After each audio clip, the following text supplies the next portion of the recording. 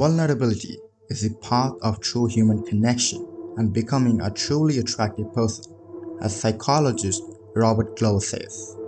When most men hear the word vulnerability, they associate it with weakness.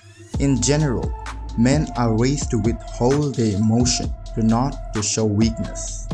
But think of vulnerability in a more broad way, not just emotional vulnerability, but physical and social vulnerability.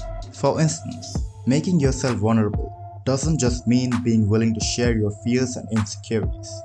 It means putting yourself in a position where you can be rejected, saying a joke that may not be funny, telling a woman that you like her and want to date her.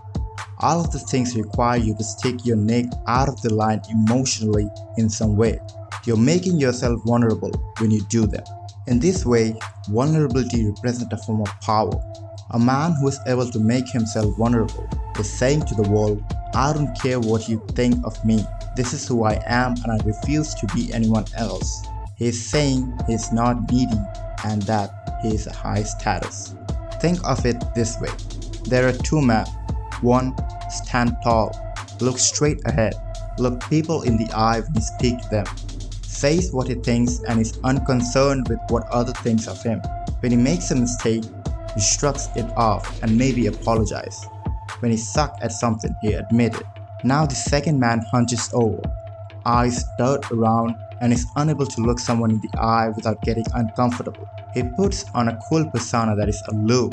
He avoids saying things that may upset others or sometimes even lies to avoid conflict. He's always trying to impress people. When he makes a mistake, he tries to blame others or pretend like it didn't happen. He hides his emotion and will smile and tell everyone he's fine when he's not. He is scared to the death of rejection. Which one of these two men is more powerful? Which one is more vulnerable? Which one do you think women would be more attracted to? From an evolutionary perspective, vulnerability makes a perfect sense as an indicator to women of a male's status and fitness. Let's say there is a tribe of 20 men, all hunter-gatherers, all men with more or less equal position. Some of the men in the tribe are constantly reactive to what other men tell them. They don't admit faults, they change their behaviors, and they say to win approval of other men. When something doesn't go their way, they look to blame someone else. Now imagine other men in the same tribe who are unfazed by the neediness or temper tantrum of other men around them.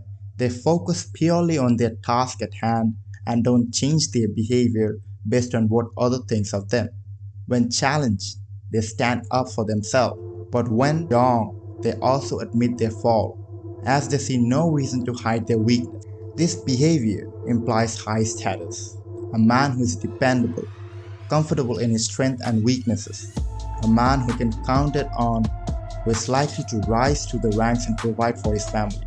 He is likely to succeed and likely to be a dependable father.